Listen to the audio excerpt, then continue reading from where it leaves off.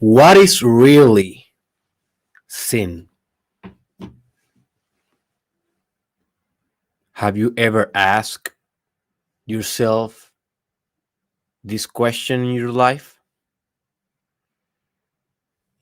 What is really sin or to sin? Well, this has been a very good debate through human history. We have been struggling with sin, with falling short in the eyes of God, with the undiscipline of the rightful or the righteous way of being, of ethics, of morality. And we have been, as human beings, tortured, killed, stigmatized, rejected,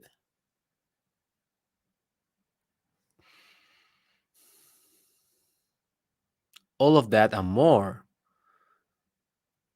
under this term sin. But what is to sin? Well, if you have a very conservative point of view, you will say that sin is to fall short in the God standards, whatever you define as God, right?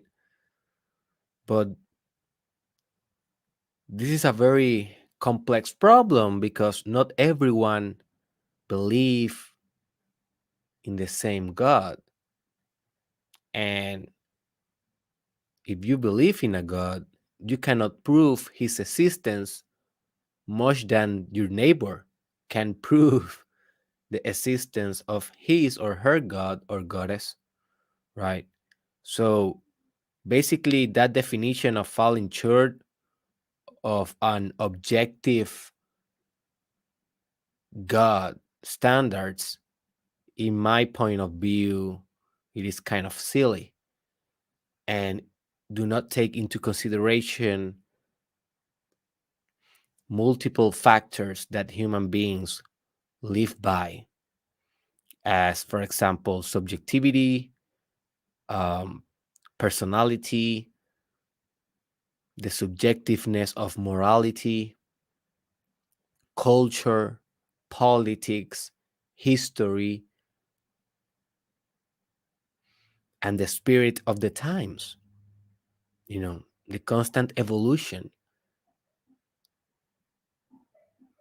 For example, for Generation Z, this is the current generation that are right now in 2022 kids and adolescents and younger adults. For them, God will not be the same that it was for Generation X, for example. That is people that right now have 40 years old, 45, 50 years old. And Generation X will not have the same type of image of what is a God and what is a sin and what is a standard than people that is baby boomer, that are older, the older population of the earth, right? And in my opinion, trying to force an old paradigm of sin generation through generation just make more downturn to humanity than good. But that is just my opinion. You can think whatever you want. I really understand how you can perceive that we have a value in trying to maintain principles through generations. I definitely can see that, and I think that that is good. Trying to maintain principles, customs from forever, basically. But those customs and those principles, in my mind, they should also modify themselves and adapt through generations.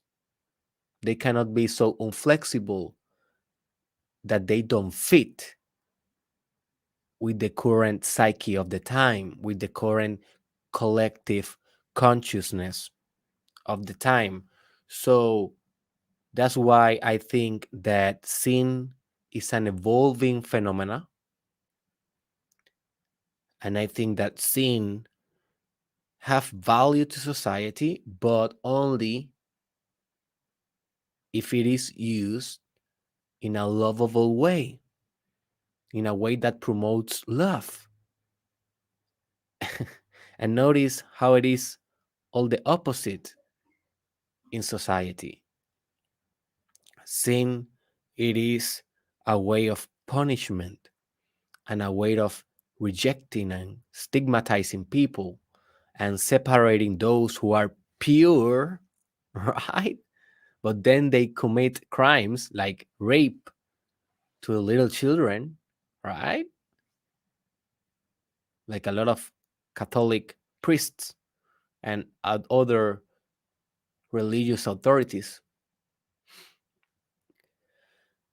In in modern times and in history has been used more for division and for separating those that are pure versus those that are impure, and that for me sounds more like a political and power dynamics, social power dynamics, than really being a spiritual technology that is what it's supposed to be.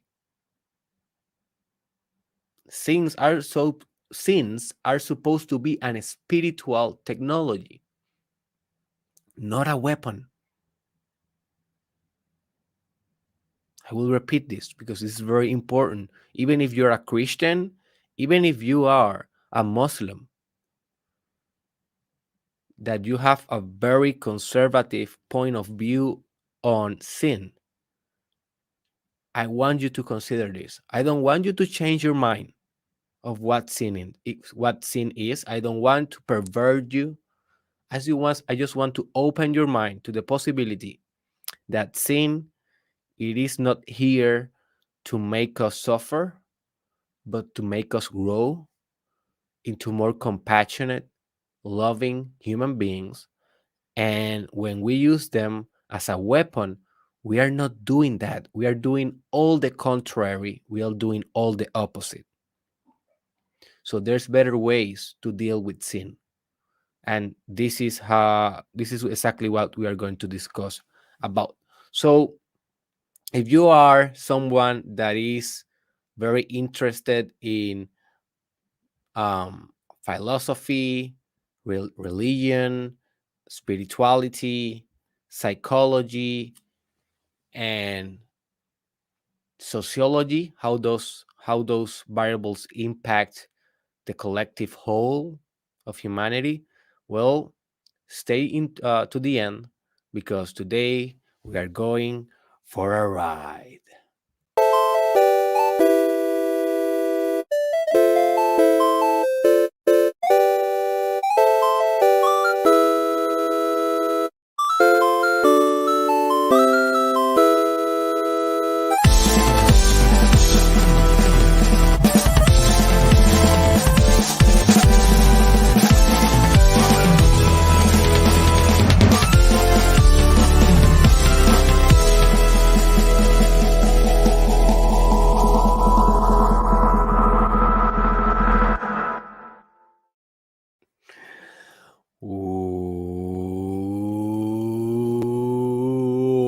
Welcome, my friend, to the Mastermind Podcast Challenge.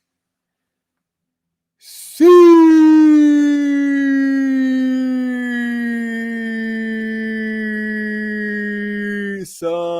2 with your host, Dr. Derek Israel.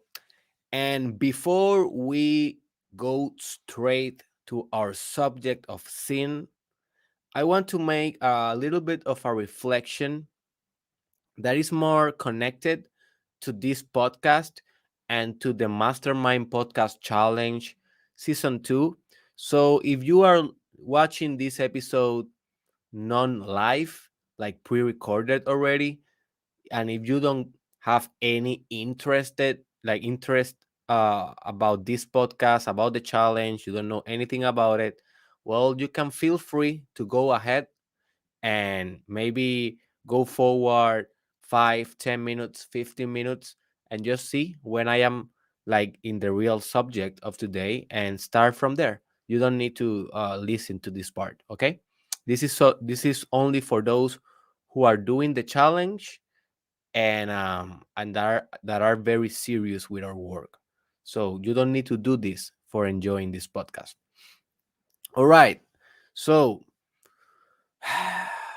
where I begin. I have been thinking about this reflection that I'm going to share with you guys for a couple of days. And I think that I have been doing it a little bit by little during the last episodes, but I wanted to keep doing it here, profounding this reflection, because at the end of the day, the the Mastermind Podcast Challenge is also a challenge for me. And I understand that you are having your struggles during this challenge. Some of you have write to me some of your struggles, like for example, you know, a lot of people are doing season 1 and season 2 at the same time, and I have a little bit of problems with that, and I totally understand. You know, it's tough. Personal development is tough, and I will definitely will move forward with you guys in the sense that I want to know better your struggles, and I will be opening a new channel for communication with between us, between you that are doing the Mastermind Podcast Challenge and me, right? That I'm creating this. So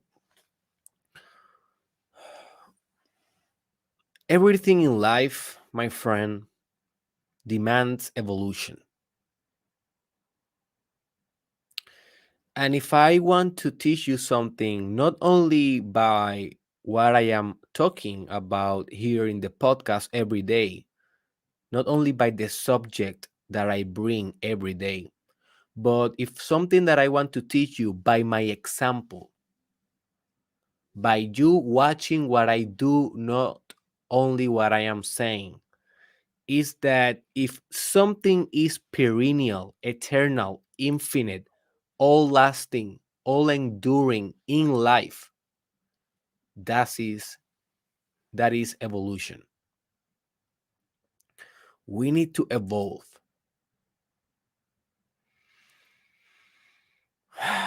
Everything needs to evolve.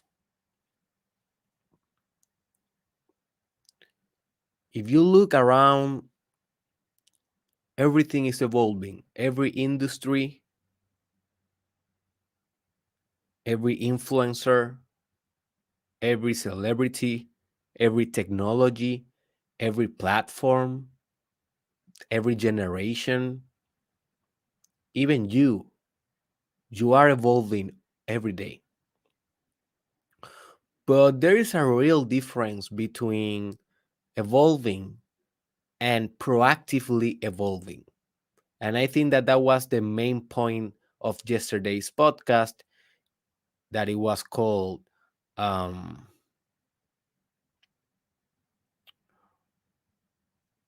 There is no problems, only evolutions.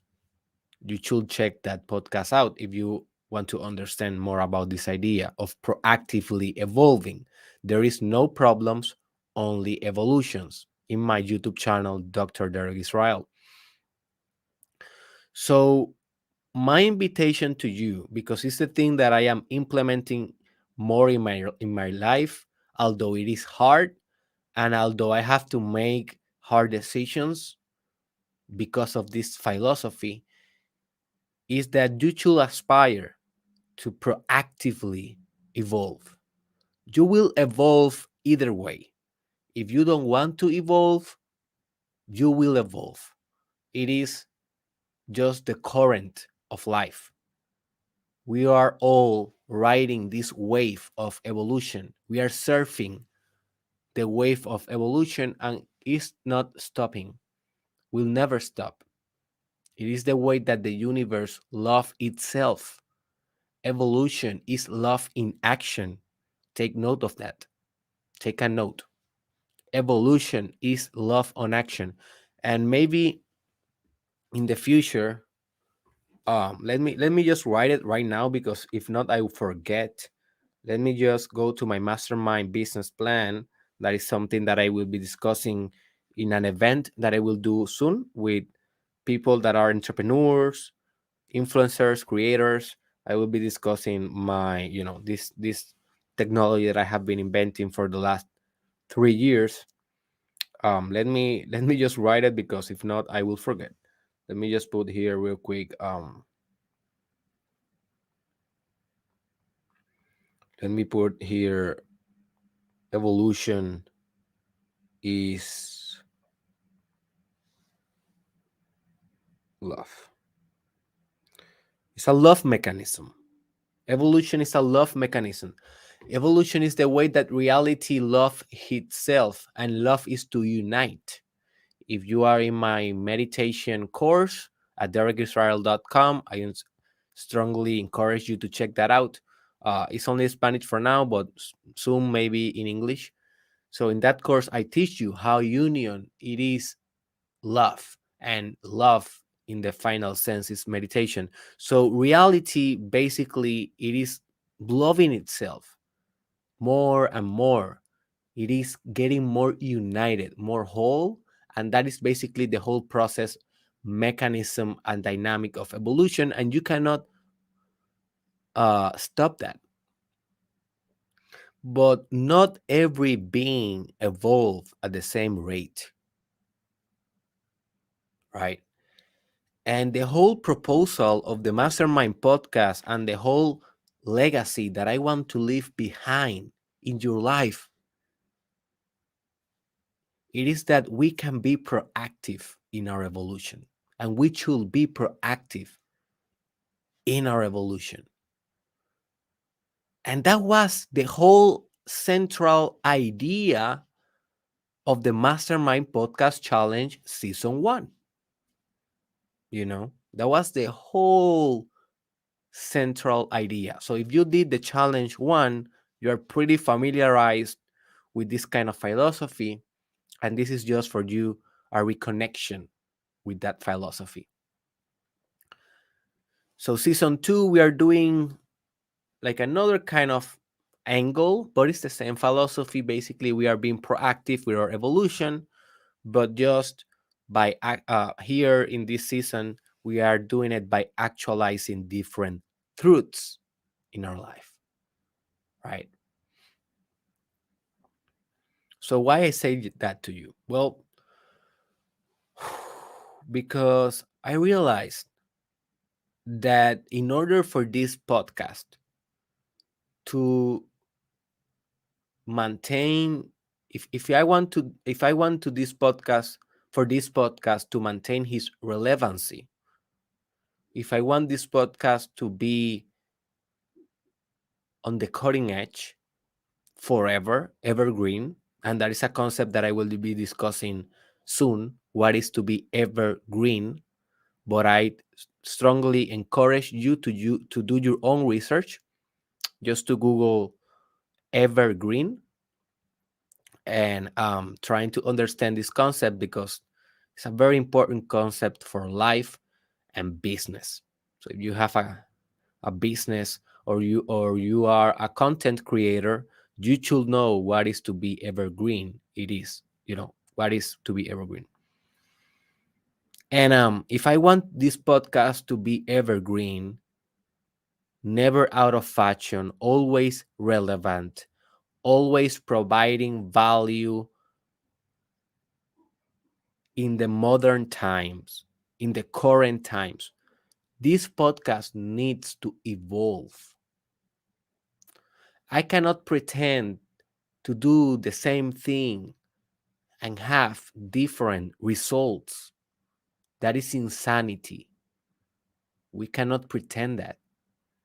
If I want different results, if I want a different kind of impact, if I want to reach new markets, if I want to reach new people, to conquer new hearts, if I want to reach the younger generation, that is the most important aspect of what I do. And that is the central vision and purpose of what I do. I need to evolve the podcast constantly, although it will come with pain at first.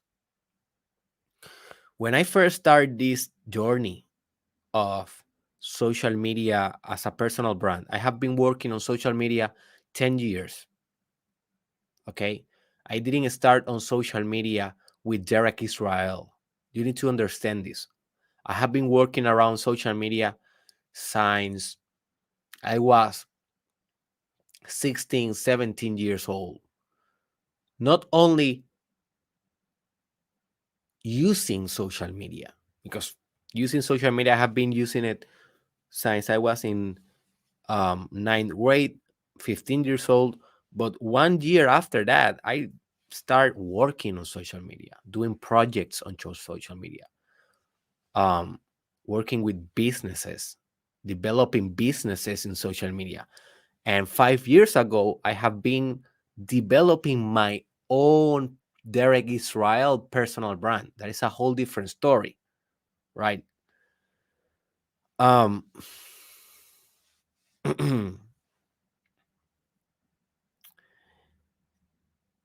and I first started this project, this Derek Israel project, with the idea and with the vision of inspiring adolescents. That is the real vision of this project. And I need you to understand this. If you really are going to follow my work for your whole life, and I hope that you don't overconsume it, because if you overconsume it, you don't create. And remember, I want you to be a creator of your own purpose and your own masterpiece.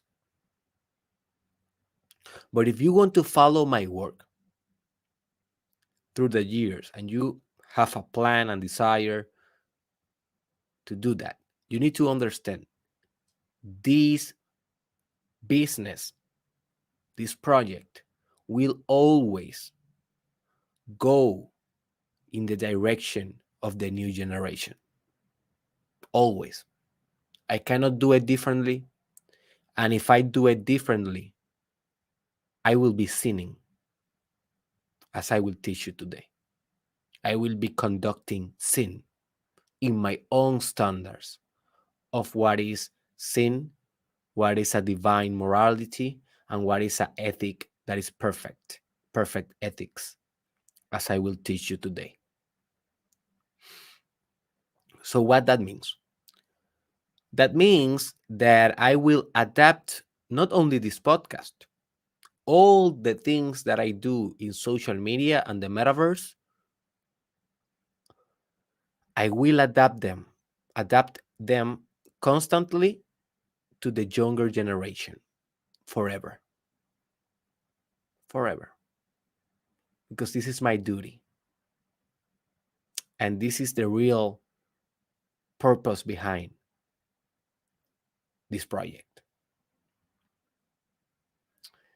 And I know that some of you will love this because you will appreciate the spirit of the new. And soon I will be doing a video like in 2 weeks in this podcast about the law of the new fully explained.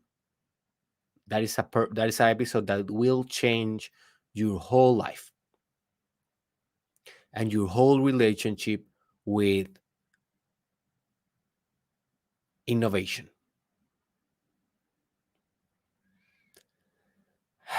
And I'm always going to bring my project to the law of the new.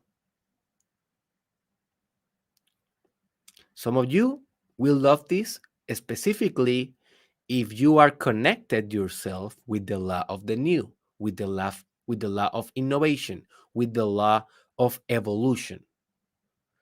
If you are not connected with this law, you will not follow my work for your entire life.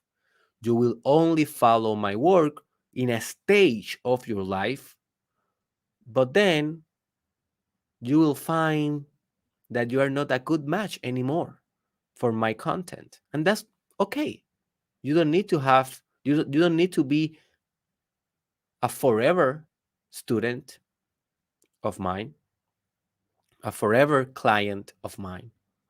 You can decide, right? But I just want you to be aware that it is my responsibility to innovate according to the spirit of the times. This podcast, if I want this podcast to have a cultural influence, and if you are doing the challenge, you know that the second episode of our season 2 challenge, it is called in Spanish Crea Cultura. Crea Cultura. That means in English, create culture. And in that episode, I taught you that more important than consuming culture, it is creating culture. It is influencing culture. It is influencing the movement in which humanity are developing right now. That is the way that we become agents of evolution. And if I want this podcast to be an agent on culture, design, culture development, culture creation, culture dynamics, bringing this kind of powerful message that you know we are doing, if I want that, I need to evolve the podcast forever. The only way.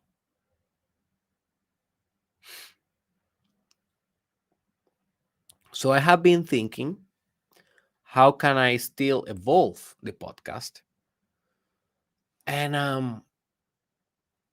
and and I have a new idea that I want to share. I have basically two new ideas that I want to share with you about the next developments and evolutions of our podcast. Obviously, before sharing with you those two new things, obviously changing the language of this podcast was necessary. And I don't know when I will reach the synthesis of a bilingual proposal in the podcast. I definitely plan to go, to do episodes on Spanish. But also I understand that the next evolution of this podcast is on English. And I have been doing my surveys, my statistics in my social media, specifically on Twitter. Follow me on Twitter, Derek Israel TW. And also on Instagram, follow me on Instagram, Derek Israel Official, with only one F. And I have been doing my surveys, and I ask my community, do you will consume my content on English? Do you will be doing that? And the results has been pretty consistent. 7 of 10 people will still consume my content although it is on English. So that is a pretty good number, I think, um, taking into consideration that not everyone knows English, right? And also taking into consideration that a lot of my fans, believe it or not, they are people that didn't went to college. These are people that are not so, you know, that they don't have a superior education. They use the podcast to educate themselves, right? And I have fans like that. And these fans, some of them do not want to evolve. And some of them, 3 of every 10, at least are is showing up in my statistics, will not follow my content on English. Right. But this is the evolution that is necessary. And evolution is painful. And evolution, remove what it needs to be removed, to be open to what it needs to get or to arrive into your life.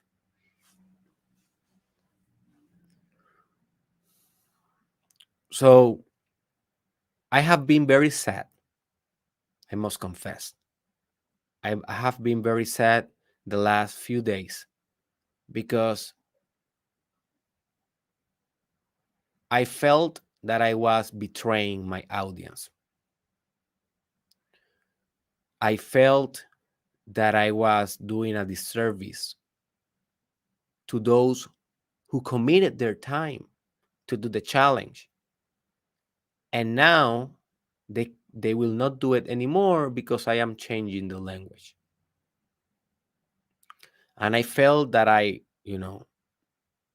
that I did something bad. And I knew, one part of my mind and my spirit knew that this was the necessary change. This is the evolution.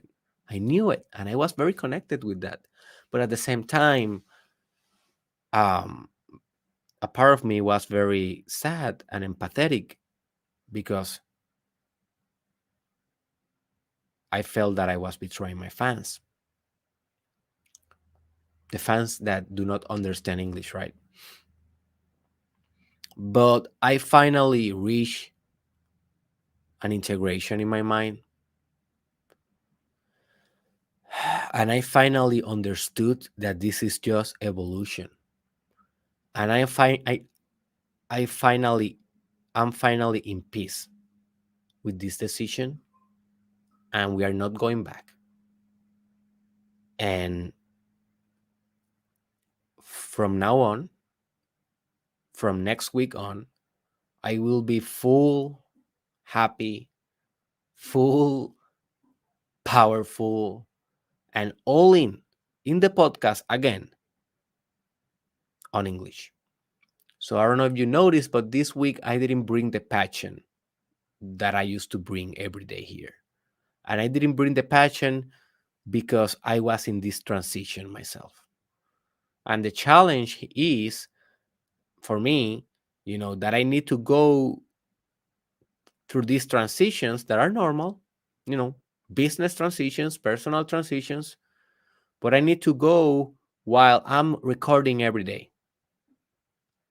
So I cannot take a time off. I cannot say, okay, let me take a breath and then I come back already integrated. I cannot do this. When I am doing the challenge, I need to expose my vulnerability.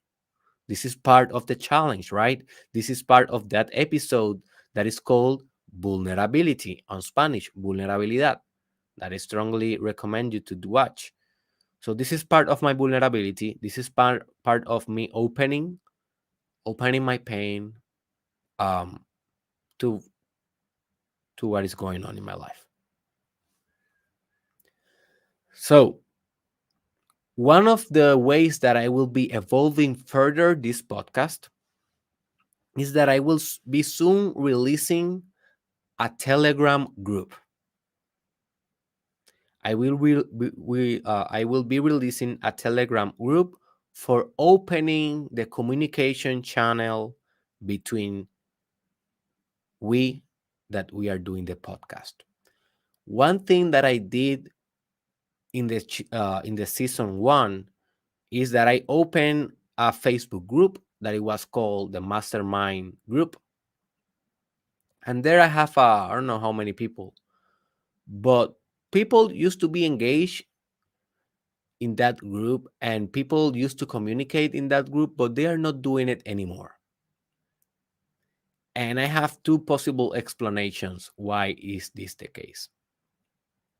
One, challenge 1, it is not the same as challenge 2, and I cannot pretend it is the same, and I cannot I cannot pretend that the same people that did the season 1 it is doing the season 2 or vice versa. That is not a thing. I think that season 2 have a different audience. And yeah, so some people is doing season 2 and they already done season 1. But I think that most people, they are just doing season 2, right? So trying to open the communication channel in that Facebook group, it is not working and probably will not work for that reason. The second reason that I think that it is not working, that communication channel, is because Facebook, it is old. The platform, it is, uh, it is very sad to say this, but I think it is dying. It is dying at least as a relevant younger culture phenomena. It is not dying in the older generations and maybe it will evolve and will become another thing.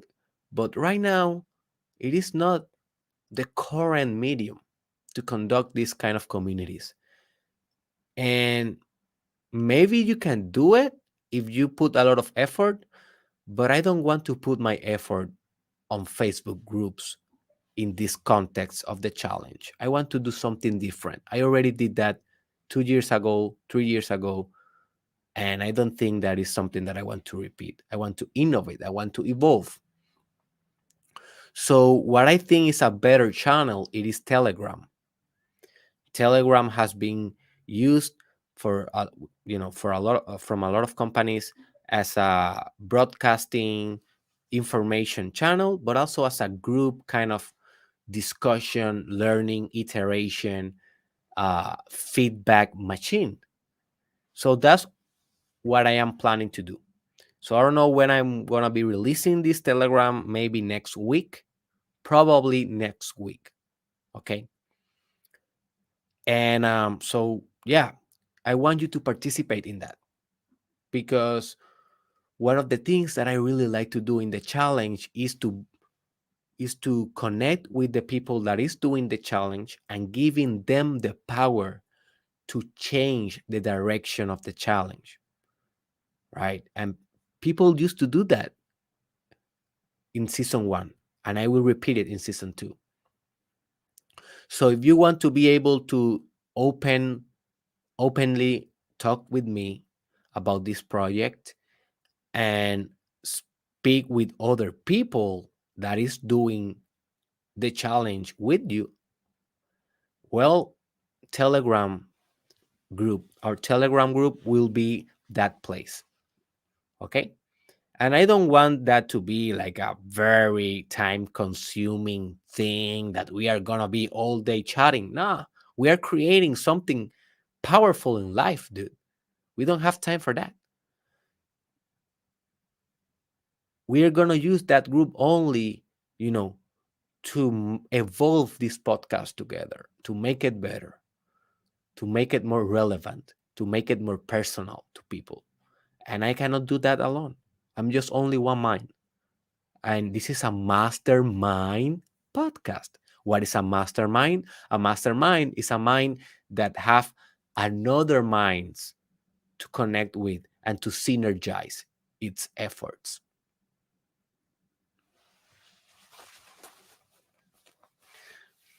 So stay tuned. If you don't have Telegram, download the app now and just wait for the official announcement. The second evolution that I want to do in this podcast is to do a thing that I am so excited about, because I think it's a trend, and also I think it is an angle of the future of podcasts. No, it is not the whole future of podcasting. It is just an alternative, or a format that will be successful in the future more than it is today. And I think that I need to adapt my podcast to that thing, right? And it's called, and I call it, also it's called in other places, um, shortcast. Shortcast. What that means, those are mini episodes of podcasting that are just 15 minutes or less. My plan is to make them 5 minutes or less. So now you are hearing my podcast and it is 1 hour and a half, 2 hours long, depend, right? But my plan is to vary the lengths of the episodes and to have like a specific program inside the Mastermind Podcast Challenge and in the Mastermind Podcast as general. I want to have a different program that will be called Shortcast, that basically will give you the idea in 5 minutes or less, and also will merge or will fuse with sonic technology. What I mean by that, sonic technology is it is basically technology that use sound as the medium for the dynamism, for the product, for the result that you want to achieve. And one of the things that I really did a lot while I was uh, out of social media during the last year, that I didn't post too much content, what I did was study a lot, like always. And one of the things that I study a lot in that time was sonic technology and music, and a lot of sound engineering. So I learned how to do music, like sounds, not only lyrics, as I told you yesterday or another day in the episode of it's a Spanish episode of Recoge las partes de ti que has dejado atrás. So I told you in that episode that I used to be a musician and I left that part behind, right?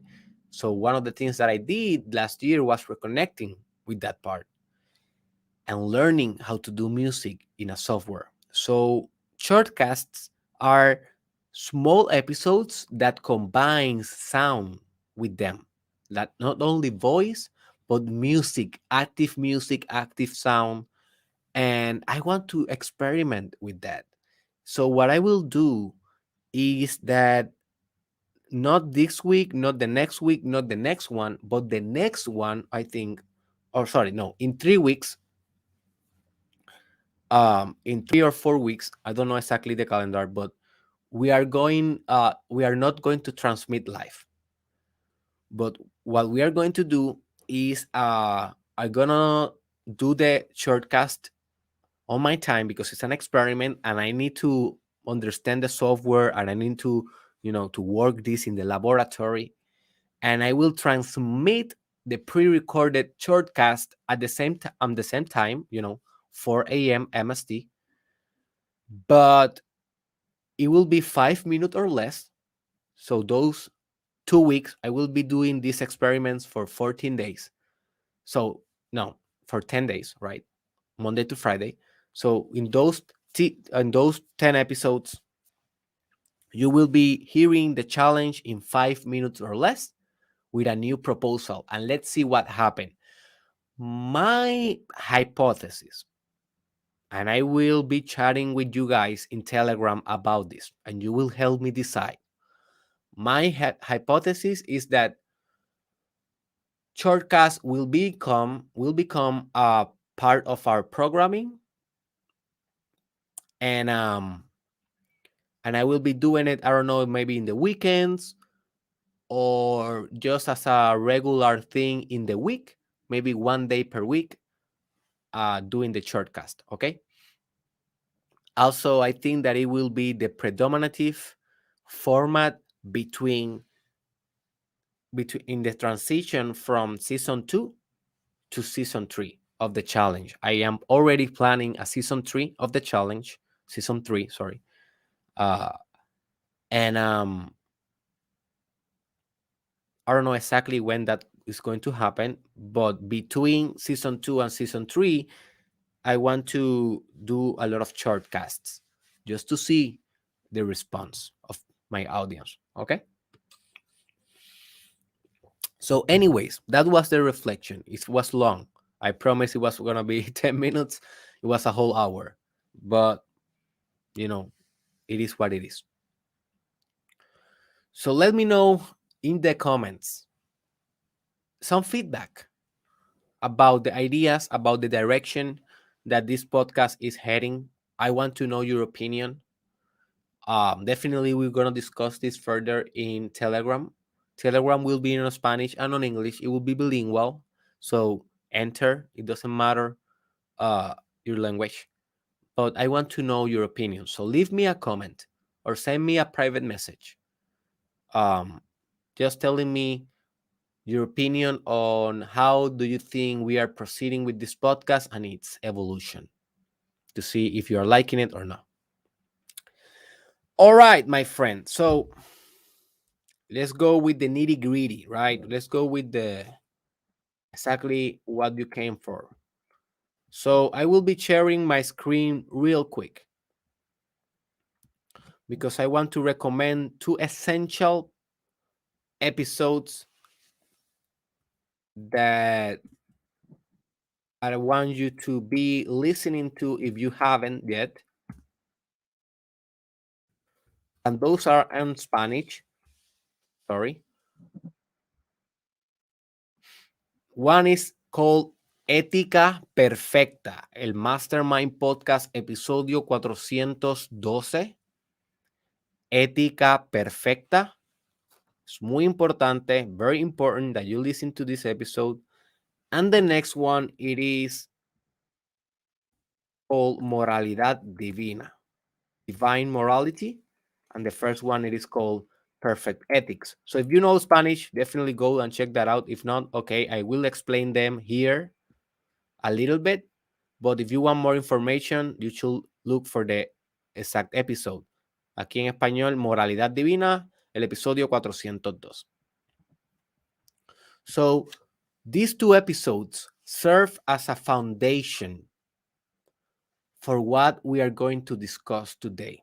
I'm going to discuss it briefly, but it's very important that you go there and you do your own research. So what is for me? I remember, this is only a construction.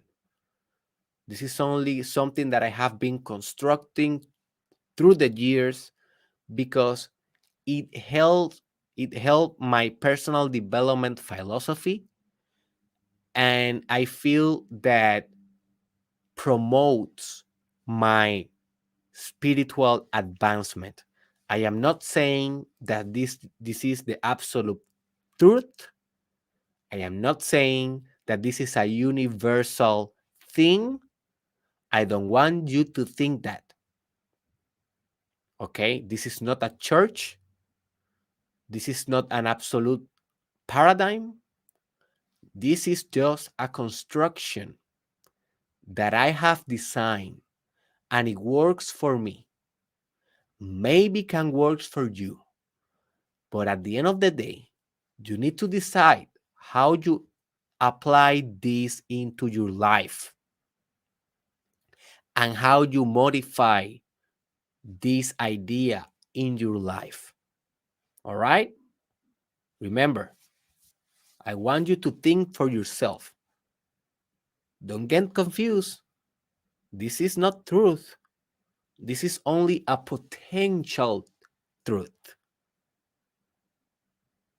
You need to actualize it. You need to implement it and see where it leaves you, where it takes you. Right? All right.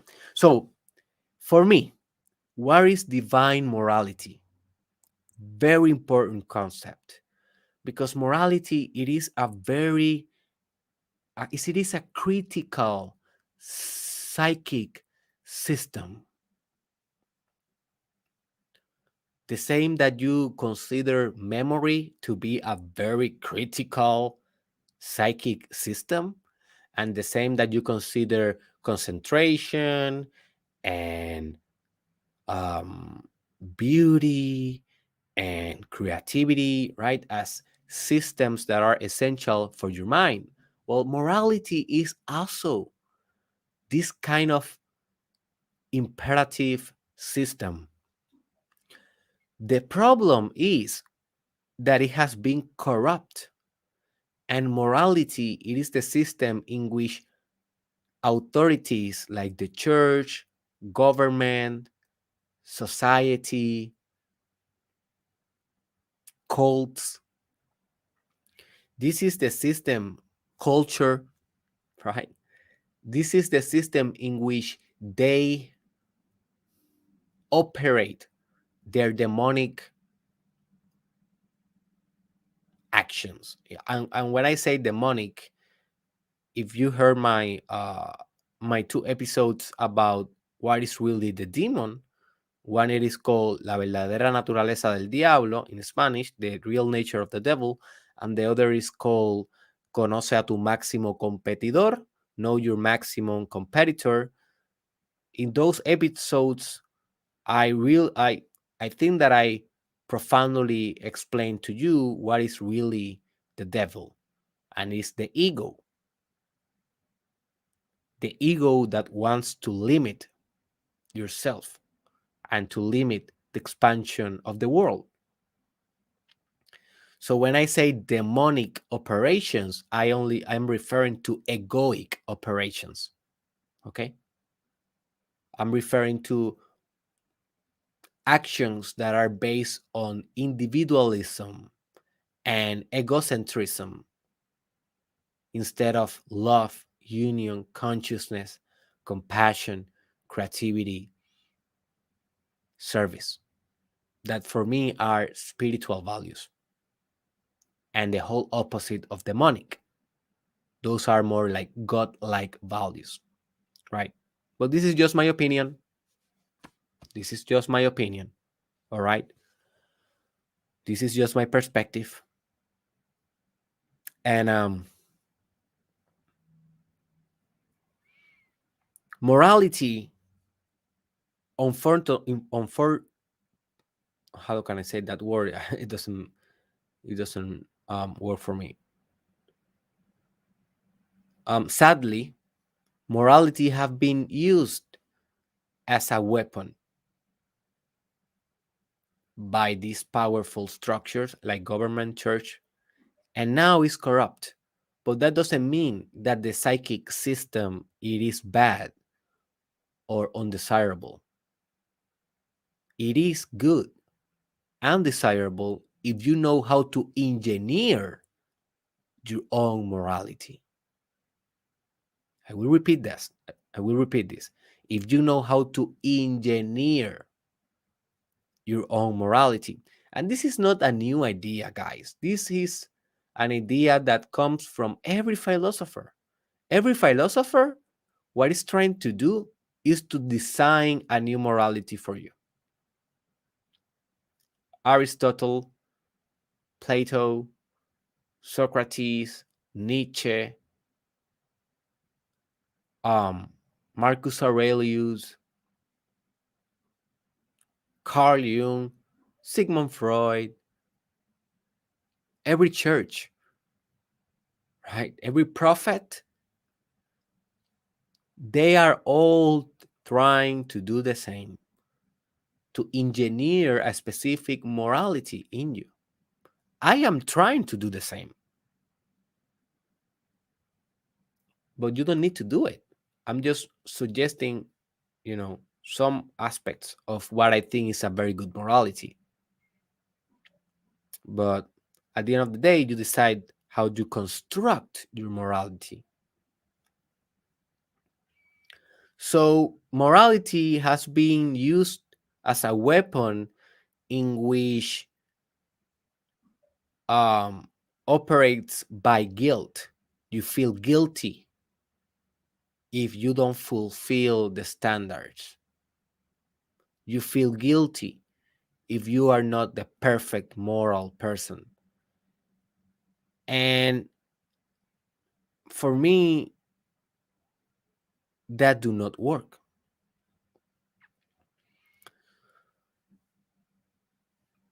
Also, in my perspective, moral systems that are designed to sustain or maintain power structures like a church or a religion, for example, or a movement or a social movement, for example, um, feminism or LGBT community. And I am not saying that they are wrong. What I'm saying is that when when a movement, social, political, religious, use morality as a weapon, as a judgment, as a sentence, instead of a technology of love, they are doing a disservice to humanity. So it is not the groups that are wrong. It is how the group use morality to control the movement. And most movements do this. Some do it in more degrees than others. Some are more conscious than others, but most groups do this. And as I told you, I am doing this also. It is not something that I am not doing. I am doing it, but I am at least telling you, hey, I am doing this, and I want you to be aware. I don't want to implant these ideas in your mind without your consent. And I don't want to believe that this is an universal truth. This is just my perspective. And for doing that, notice how my approach is more advanced because it's more holistic and inclusive. I'm including, you know, empathy and including diversity in the morality that I am presenting, although it is also a construction.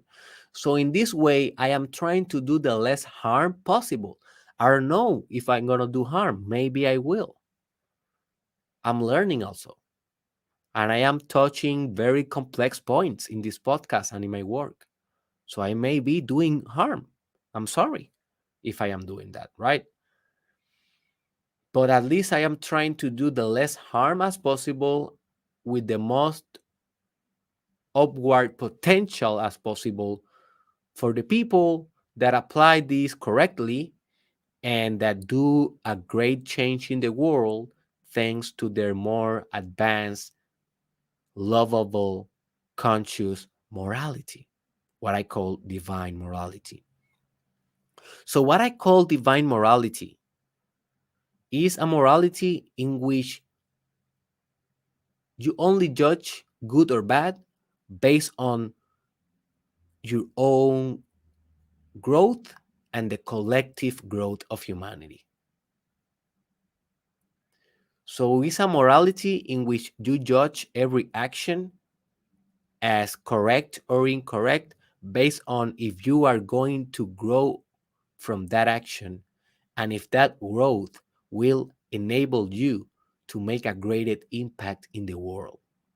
So notice how this type of morality, it is not taking it is not taking into consideration an old man with a beard in the skies judging you, right? That is the morality of the conservative Christians. But what I'm suggesting is that there is no old man. Forget about the power structures. Forget about always relying on someone like a strong church or a strong governor or a strong uh, social movement leader to find your direction in life, your moral direction. Instead, what I am proposing to you for consideration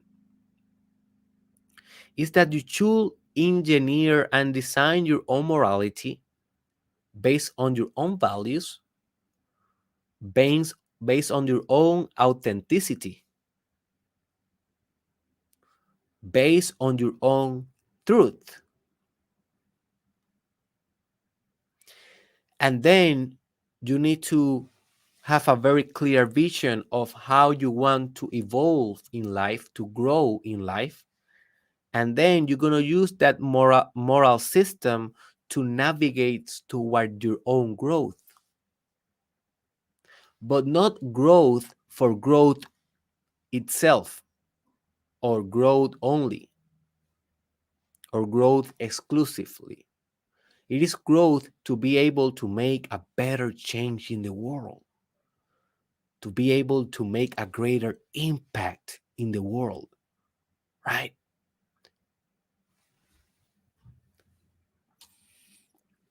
But notice how, at the end of the day, this is just another engineering, right? This is just another construction. This is more, we can call this more like a personal development kind of morality. In my mind, I love this one. I am very happy with this morality. Since I adopted this kind of morality instead of having the Christian morality or the capitalistic morality or the industrial morality, or, you know, whichever morality I used to have in my mind, the combination of different culture morality. Since I discard that all my life and I engineered my own morality, I took the time, I took the effort, I did the reading, I did the research, and I did my own process spiritually. I have a awesome morality. And what that means is that it is for me very clear what is the correct decision or not, because it is based on growth. Every time that I face a decision, I ask myself, this decision will help me grow or not? And if the answer is not, I try to not do it. Sometimes I do it because my ethics are not perfect. And this is the second concept. Perfect ethics, in my perspective, it is your ability to maintain the rightful, righteous, vertical, linear, perfect behavior from your morality to your everyday actions. So in my perspective, being ethical means to follow through on the demands of your divine morality. So morality, it is more, I have this mosquito here. Hey mosquito, get out of here. We're doing a very important podcast. Oh, maybe I need to do a maybe I need to do a spiritual animal of the mosquito. I will be implementing spiritual animals very similar as how I has been implementing archetypes in the podcast. I will be implementing now very soon with the first spiritual animal I will be implementing spiritual animals to the podcast, okay? Maybe the mosquito must be one of the first, huh? Where is the mosquito? All right. So these terms are fundamental. Morality, it is the evaluative process, the process of assessing. Look, get out. This mosquito, dude. Anyways, um, the morality is the most. My gosh, I will be what I will do with this mosquito. Let me alone, man. Look, I don't want to kill you in front of people. So, anyways, I will just ignore the mosquito. Please, let's pretend that the mosquito is not here. All right. Um, Morality is more like the input. It is the thing that you evaluate about reality, and ethics, it is for me the output, the behavior that you conduct yourself every day based on that morality that you have, based on that divine morality. So when you have these two foundations on your mind and you are living your mind, you are living your life with these two foundations on place, then you will know exactly how to proceed in every action, every decision, every moment of your life. And whenever you don't reach your perfect behavior, and this is an utopia, right? This is an ideal. This is not something that we will reach every day. This is something that we should aspire to do, but it is something that will not be able to do it every day. Every time that you commit an act, that you make an act that is not according to your divine morality and your perfect ethics, in my perspective, that is the real definition of sin.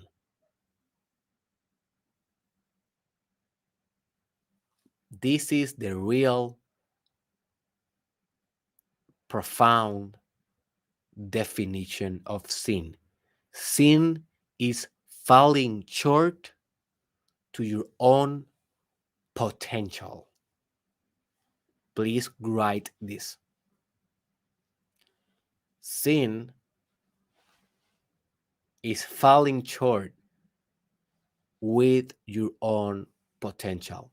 So divine morality, it is directing your potential. Perfect ethics are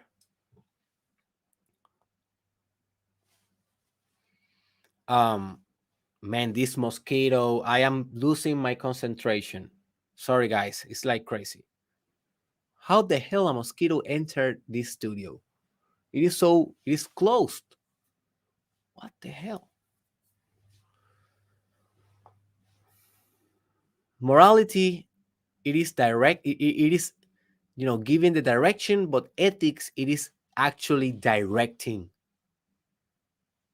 your life, and things are the way that you are falling short to this direction. Have you ever played this game that is called Operation?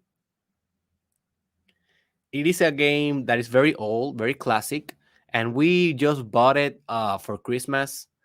And we have been playing as a family, me, my wife, and my daughter.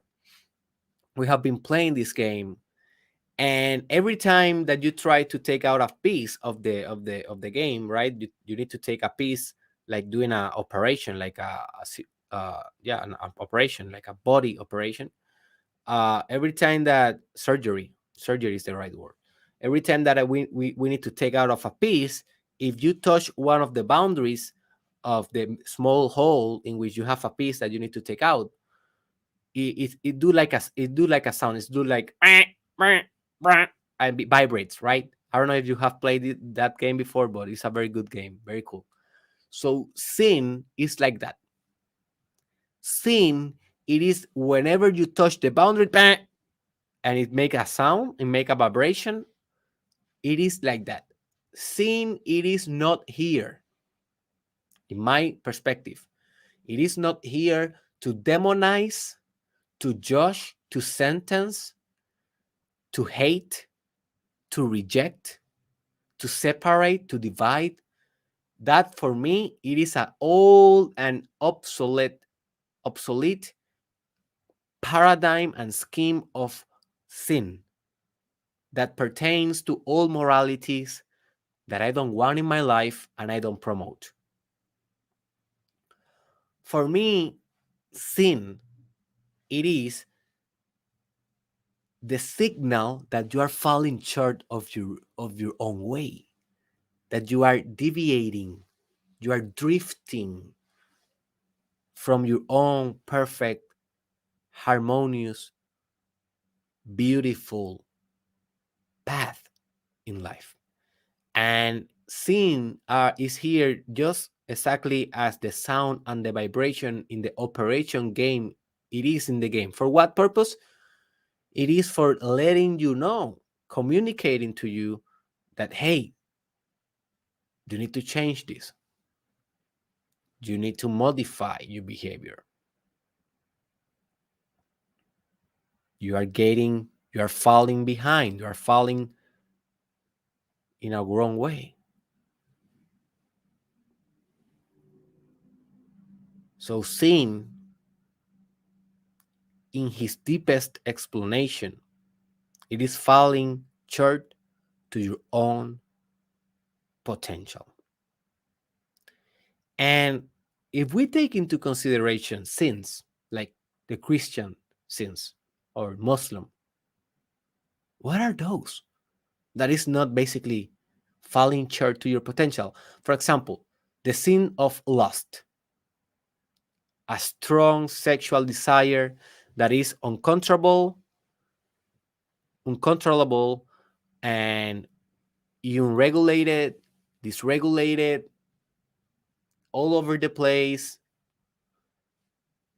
Well, lust, yeah, definitely is a sin, because if you know, and if you have engineered in your divine morality and your perfect ethics that your sexual energy, it is divine, and it is a temple for you, and it is something that you want to protect and to value and to share only with those that deserve your sexual energy.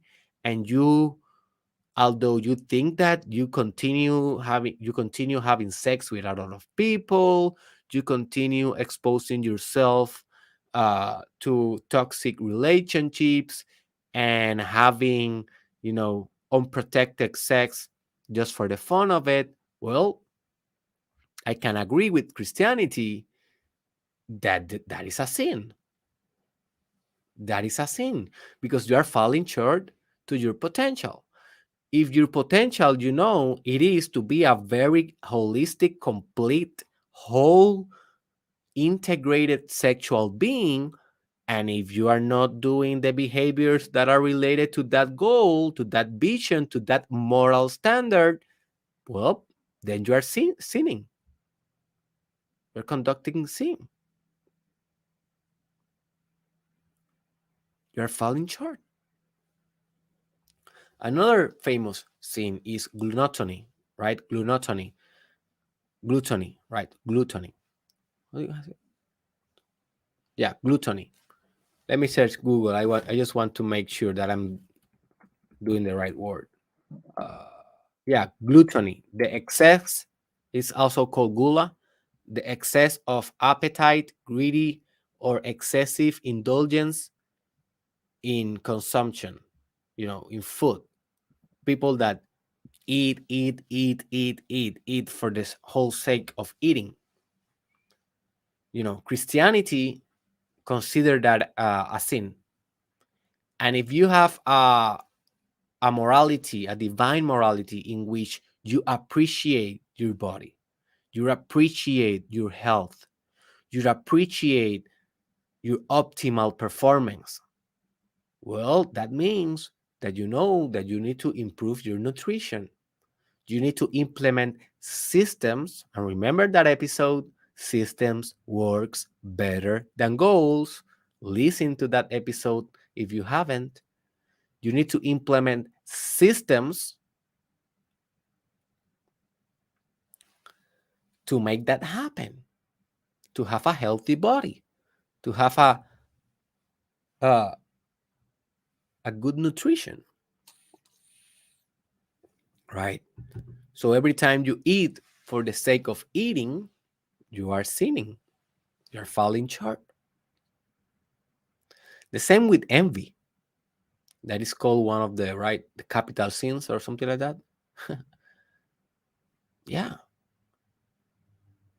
If you are using envy just to try to criticize people and to destroy,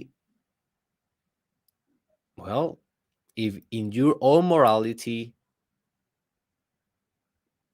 you are supposed to be a lovable, compassionate, empathic, kind being, and you are conducting behaviors that are envious, I can agree with Christianity here that that is a sin. So I think that you already understand where I'm trying to go with this idea. This idea will apply to every sin in every religion if in your own morality it is a fundamental structure of how your moral system works. But who built that? Well, first culture built that.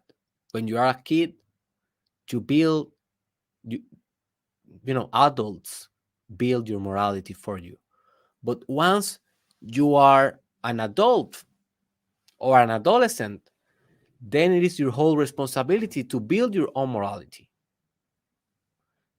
Friedrich Nietzsche referred to this as being first a camel. As a camel, you basically are a yes man. You say yes to everyone, yes to society, yes to the church. You don't question anything. Then you become a lion, and with the lion you are rebel. You are saying no, no, no, no, no to morality, right? You are saying no. I will make my own rules. But at the end of the day, the lion need also to transform itself into a kid, into a child, in which the only morality that a child have, it is to play. And that is the perfect, ultimate way of being in existence. So yeah, you should read uh, Those Spoke Zarathustra. That is the book in which Nietzsche discussed this reflection. It is called Those Spoke Zarathustra. Así habló Zaratustra en español. So it is one of my favorite books of all time. All right. So how do you manage or how do you deal with sin? We already discussed what are them, but now I want you to give you practical advice of how do you deal not only with your own sins, but also with sins that you found in people that surrounds you. Maybe your partner, maybe your children, maybe your colleagues in your work, or maybe other members of your church or whatever. Maybe some students in your college or high school, whatever. There's, for me, in my perspective, only one way to deal with sin. And we can philosophize a little bit and we can discuss different angles of it. But for me, there's only one concrete, definite way that we can deal with sin, and is this one.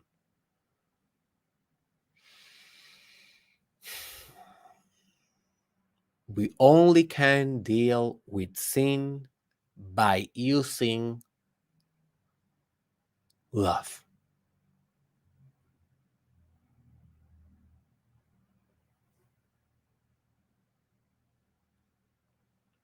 By using love.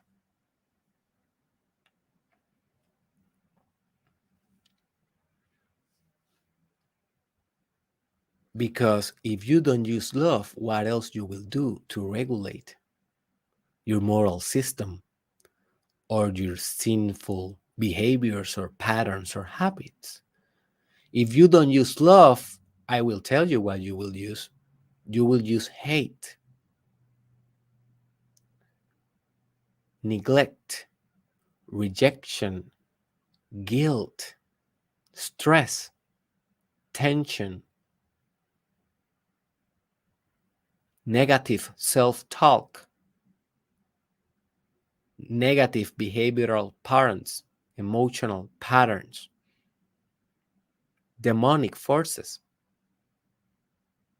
egoic mechanisms, egotism, pride, envy, distraction, self punishment, suicide,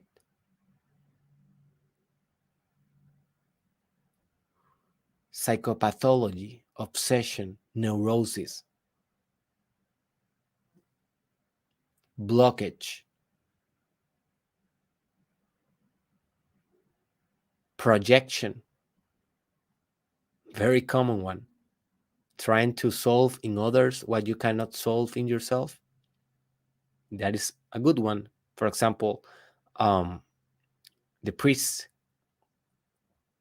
that tell everyone in the church that you should be correct sexually, and then he raped the daughter of a member of the church. Very common situation. I know that it's generic and we should not be stigmatizing priests. Sorry, yeah, I have been stigmatizing them. Yeah, I'm guilty about it. Yeah, I'm doing sin right now because not all priests are like that. There's a lot of good priests, good people, good heart, and sadly because a couple of them has been through history deviating from the path and committing sexual crimes, we tend to generalize the poor priest as if they were all rapists, but they are not. They are not. But some of them are, right? But not because they are a priest. It's because they are human. It is not the work. It is not the role. There's lawyers, rapists, psychologists, rapists. It is not the work. It is the human behind. It's the personality. It is the neurosis behind.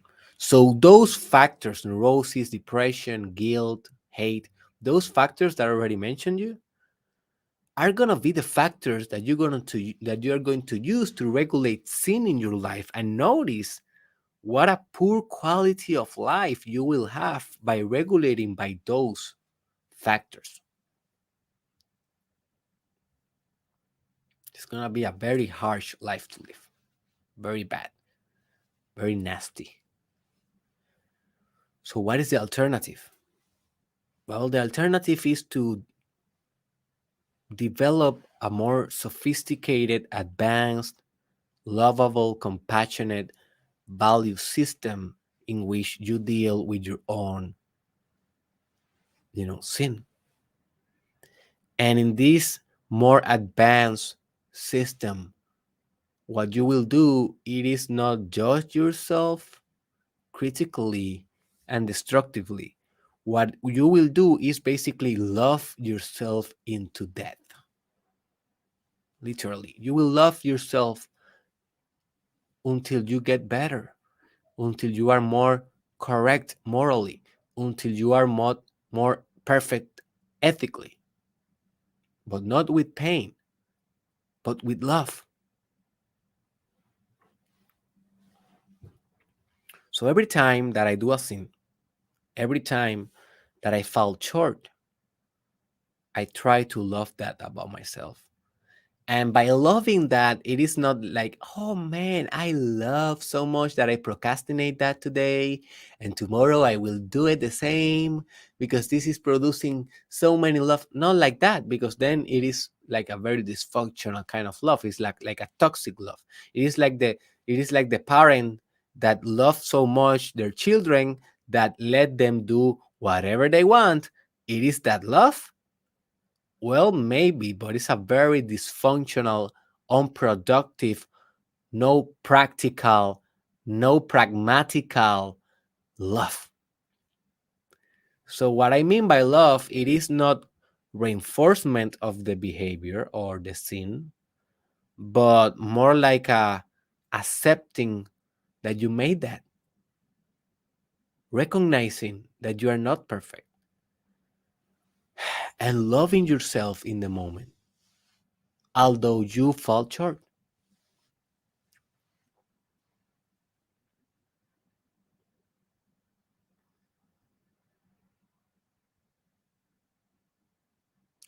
And then you can use compassion, kindness, empathy, intimacy, vulnerability, right? To change, to improve, to grow.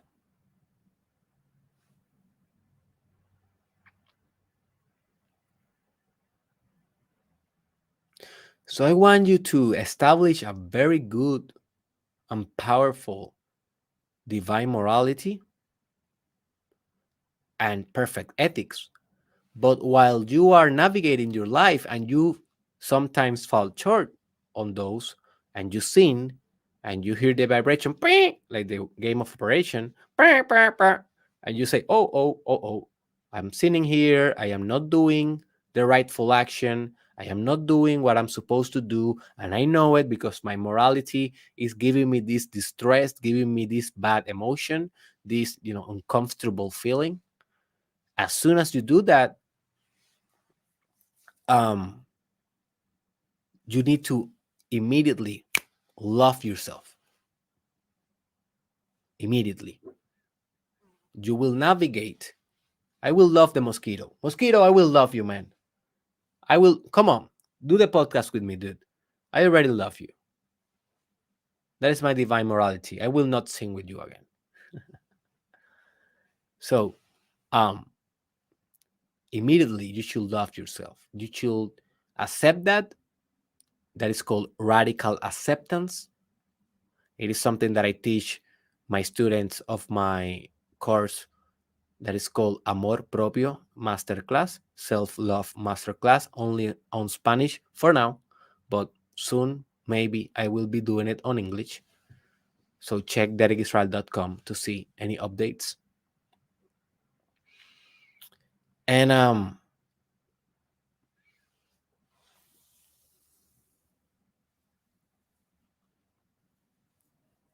you first accept whatever you did, then you forgive yourself for doing it, and then you bring that space, you fill that space with love and compassion in an active sense, actively, proactively. And by that, I don't mean that you will continue repeating the action. By loving yourself, what I mean is to love yourself during your change. Love yourself during your own transition. And this is a very difficult thing to do. To love ourselves in transitions, very difficult thing to do. But it's a skill that we can master. So this is how we deal with sin, my friends. Loving ourselves more during the process. And by loving ourselves more, we reduce the possibility to continue endorsing that sin. And we are going to become more with our divine morality, our perfect ethics, and our integrity. And also with our self-love, compassion, and capacity for kindness. And by that, you will grow and you will be able to make a lasting, impactful change in the world.